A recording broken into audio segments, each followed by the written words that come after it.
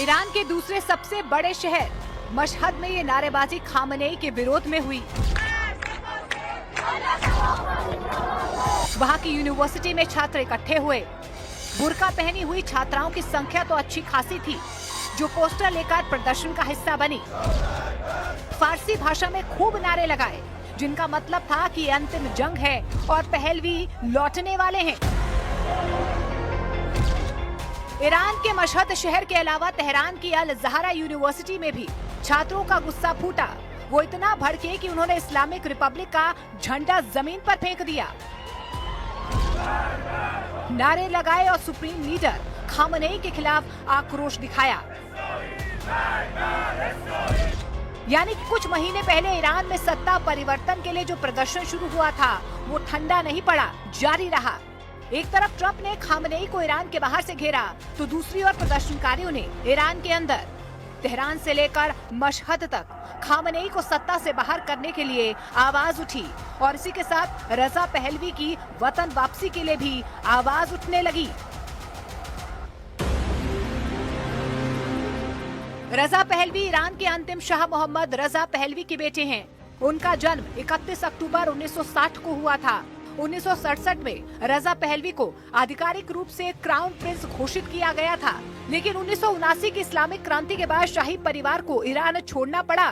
फिलहाल वो अमेरिका में रह रहे हैं, लेकिन ईरान पर मंडराते युद्ध के साए के बीच वो काफी सक्रिय नजर आ रहे हैं।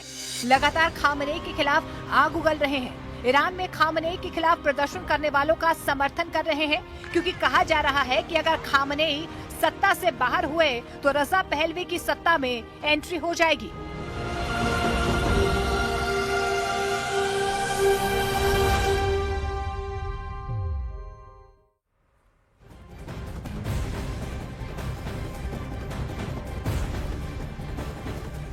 उधर अमेरिका के जहाज ईरान के खिलाफ ऑपरेशन के लिए तैयार है।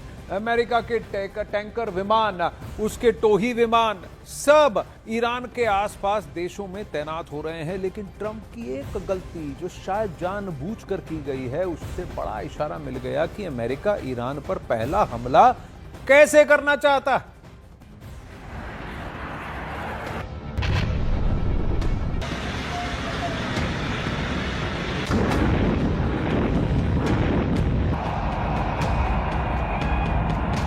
ईरान पर हमला करने के लिए ना अमेरिका का B-2 परमाणु बॉम्बर उड़ान भरेगा, ना ही डोनाल्ड ट्रंप अपने सबसे भरोसेमंद टॉम हॉक क्रूज मिसाइल को लॉन्च करेंगे। ईरान पर अटैक के लिए अमेरिका ने अपना सबसे खतरनाक हथियार दिखा दिया है, लेकिन दिखाने के बाद उसे फौरन छुपा भी लिया। ये है अमेरिका का कालाबाज, यानी डार्क ईगल।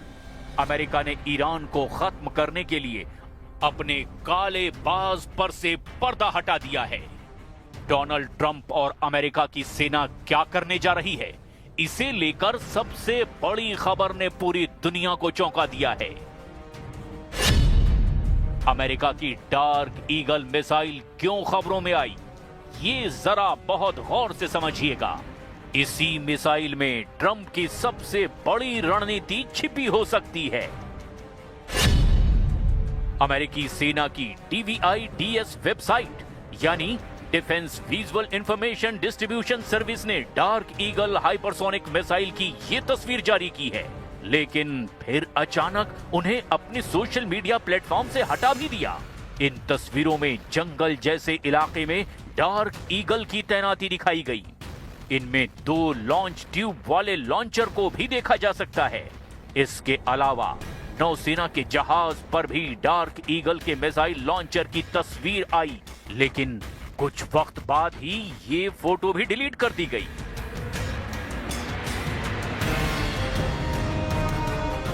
आखिर ट्रंप क्या मैसेज दे रहे हैं? क्या ये डोनाल्ड ट्रंप का सुझाव था कि मिसाइल दिखाकर तस्वीरों को डिलीट कर दिया जाए, ताकि ईरान तक एक मैसेज पहुंच जाए? मैसेज ये कि इस बार ईरान को बचाने के लिए उसका कोई हथियार काम नहीं आएगा। अब इसके लिए सबसे ज्यादा जरूरी है कि अमेरिका की डार्क ईगल मिसाइल को समझा जाए। अमेरिका की डार्क ईगल एक हाइपरसोनिक मिसाइल है। इसकी रफ्तार मैक 5 से भी ज्यादा है। हाइपरसोनिक ग्लाइड व्हीकल से लॉन्च होने के बाद ये 6000 किलोमीटर प्रति घंटे के स्पीड से वार करती है। और ज्यादा डिटेल में बताएं तो ये 1 सेकंड में 1700 मीटर की दूरी तय करती है। अमेरिका की डार्क ईगल मिसाइल की रेंज 3500 किलोमीटर है और ये अमेरिका का गुप्त हथियार माना जाता है, जिसके बहुत ज्यादा वीडियो भी शेयर नहीं किए गए हैं। यानी ट्रंप का ये हथियार बहुत ज्यादा सीक्रेट है और वो इसे ईरान के खिलाफ जरूर इस्तेमाल करना चाहेंगे।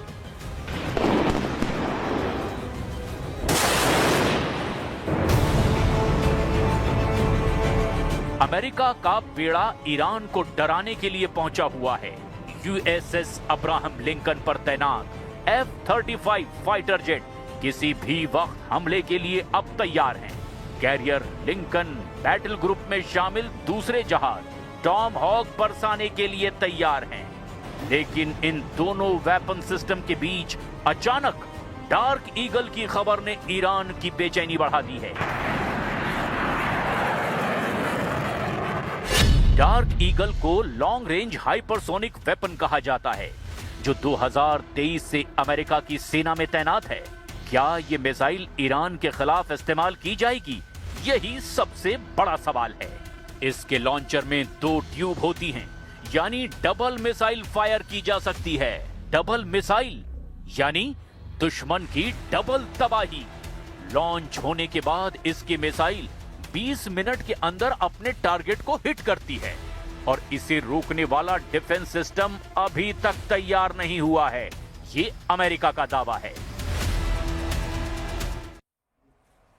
अब वहीं डोनाल्ड ट्रंप इस बात को बहुत अच्छी तरह जानते हैं कि इस बार ईरान के खिलाफ कुछ नया करना होगा, क्योंकि B-2 से अटैक वाला आइडिया पुराना हो चुका है और टोमाहॉक मिसाइल को ईरान का एयर डिफेंस सिस्टम रोक सकता है। ऐसे में ट्रंप के लिए कुछ आउट ऑफ द बॉक्स यानी कुछ नया सोचना जरूरी है। ट्रंप की इस ख्वाहिश को अब उनकी सेना ने पूरा करने का फैसला कर लिया है। देखिए,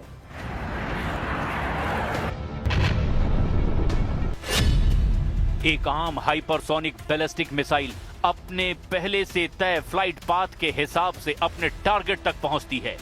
इसके बाद देखिए डार्क ईगल, जो हाइपरसोनिक ग्लाइडेड व्हीकल की मदद से वायुमंडल से बाहर स्पेस में पहुंचती है और फिर ये हाइपरसोनिक रफ्तार से टारगेट तक लहराकर अपने टारगेट को हिट करती है। इसके बाद है एरो बैलिस्टिक मिसाइल। विमान से ये लॉन्च की जाती है और वो भी तय फ्लाइट पाथ के हिसाब से टारगेट को हिट करती है। सबसे नीचे है एक क्रूज मिसाइल, जो पृथ्वी के वायुमंडल में रहकर ही चकमा देते हुए अपने टारगेट पर वार करती है। ट्रंप ईरान पर हमला करने के लिए सबसे भरोसेमंद हथियार चाहते हैं और इसमें कोई शक नहीं कि अगर ट्रंप अमेरिका के काले बाज यानी डार्क ईगल को चुनते हैं तो इस मिसाइल के टारगेट पर ईरान की टॉप लीडरशिप ही होगी, क्योंकि इस मिसाइल को रोक पाना किसी के लिए भी नामुमकिन ही माना जा रहा है। ईरान को भी बहुत अच्छी तरह से पता है कि इस बार अमेरिका के निशाने पर उसकी टॉप लीडरशिप है और बहुत जरूरी है कि उसके कमांड कंट्रोल सिस्टम को सुरक्षित रखा जाए। इसीलिए ईरान अब की बार B-2 बॉम्बर और टॉम हॉक से आगे की सोच रहा है। ये दोनों हथियार जून 2025 में अमेरिका ने ईरान पर हमले में इस्तेमाल किए थे। दोनों ही अटैक रोकने में ईरान नाकाम साबित हुआ था और फिर ट्रंप ने दावा किया कि ईरान के परमाणु अड्डों को पूरी तरह तबाह कर दिया गया है। इन दोनों वेपन सिस्टम में अमेरिका की टॉम हॉक मिसाइल बहुत खास है। 2500 किलोमीटर की रेंज वाली ये cruise missile Iraq, Afghanistan, Syria, Libya, Yemen और साथ ही साथ ईरान को भी दहला चुकी है। टॉम हॉक ने अमेरिका के दुश्मनों को कई बार ऐसे जख्म दिए हैं जिससे वो वापस उबर नहीं पाए। 900 किलोमीटर प्रति घंटे की रफ्तार से ये मिसाइल जमीन से 30 मीटर की ऊंचाई पर चलती है। यानी रडार पर इसको ट्रैक करना आसान नहीं होता।